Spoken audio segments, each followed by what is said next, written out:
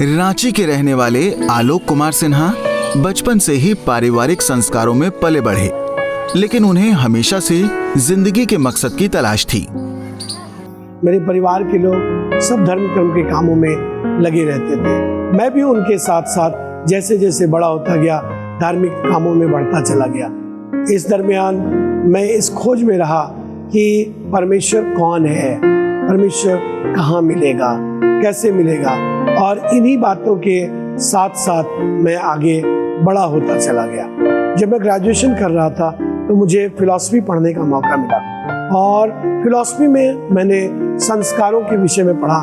16 संस्कार होते हैं, संस्कारों के बगैर मोक्ष की प्राप्ति नहीं होती। और यहाँ से मुझे मोक्ष के विषय में और अधिक जानने की उत्सुकता हुई। मैं मालूम करने लगा कि आखिर मोक्ष की प्राप्ति होगी तो कैसे होगी।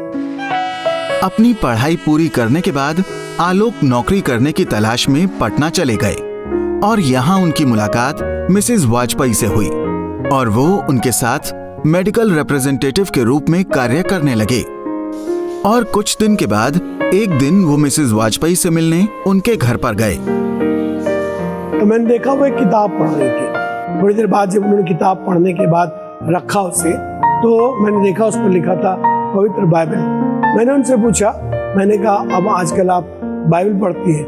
उन्होंने कहा कि हाँ, मैं यीशु मसीह को जान गई हूँ और अब मैं चर्च जाती हूँ। और मैंने उनसे पूछा क्या मैं आपके साथ चर्च चल सकता हूँ? उन्होंने कहा कि हाँ चल सकते हो। और मैं जल्दी से तैयार हुआ और तैयार होकर के उनके साथ पहली बार चर्च गया। कि मुझे चर्च में जाना और वहाँ पर बैठना अच्छा लगने लगा। मुझे असीम शांति का अनुभव हुआ, वो अनुभव जो कहीं अब तक मुझे प्राप्त नहीं हुआ था, और मैं निरंतर चर्च जाने लगा। इसके बाद आलोक ने बाइबल को अपनी जिंदगी का हिस्सा बना लिया और प्रभु यीशु मसीह के वचनों को जानते चले गए। इसी प्रकार एक दिन जब मैं चर्च में गया तो वहाँ प्रभु के दास बिशप टोनी मत्ती रचित समाचार उसके 7वें अध्याय के 13वें पद से संदेश दे रहे थे कि चौड़ा है वो मार्ग जो विनाश की ओर जाता है, सकरे मार्ग से प्रवेश करो जो अनंत जीवन को प्राप्त करता है। और इस वचन को सुनने के बाद मेरे मन और मेरी आत्मा पर बहुत ही प्रभाव पड़ा। मुझे ऐसा लगा मानो मेरी खोज समाप्त सी हो गई हो। मैं समझ गया कि मार्ग, सत्य और जीवन प्रभु यीशु मसीह ही है, और मैंने तय कर लिया अब मैं चौड़े मार्ग की तरफ नहीं जो संसार का है, पर उस सकरे मार्ग पर चलूंगा जो प्रभु यीशु मसीह का है और जो मुझे मोक्ष, मुक्ति या छुटकारे की तरफ लेकर जाएगा।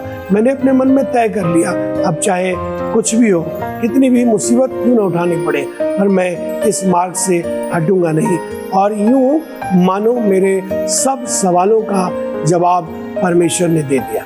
और अब मैं समझ गया था कि यीशु मसीह मुक्ति का द्वार है, उसी के द्वारा मोक्ष की प्राप्ति है। मेरे सब सवालों के जवाब मिलने लगे थे और ये सब परमेश्वर की दया के कारण हुआ था।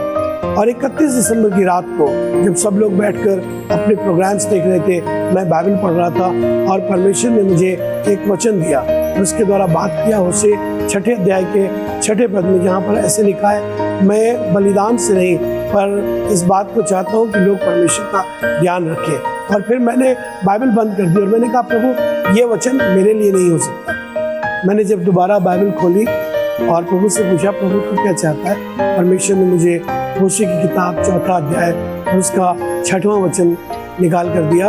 और वहाँ ऐसे लिखा था, मेरे ज्ञान के ना होने से मेरी प्रजा नाश हो गई। जो तूने मुझे तुच्छ जाना, इसलिए मैं भी तेरे बाल बच्चों को तुच्छ जानूंगा। मैं ये पढ़कर घबरा गया। मैंने कहा प्रभु मैं क्या करूं, तू मुझसे आखिर चाहता क्या है? कई दिनों के संघर्ष और प्रार्थना के बाद अंत में उन्होंने बाइबल कॉलेज जाने का निर्णय ले लिया। बाइबल कॉलेज में अपनी ट्रेनिंग पूरी करने के बाद फिर मैं परमेश्वर की सेवा में आगे बढ़ गया और मैं पिछले 30 सालों से परमेश्वर की सेवा कर पा रहा हूँ। और ये सब कुछ हो पा रहा है परमेश्वर की दया और उसके अनुग्रह के द्वारा। मैं परमेश्वर का सब बातों के लिए धन्यवाद करता हूं।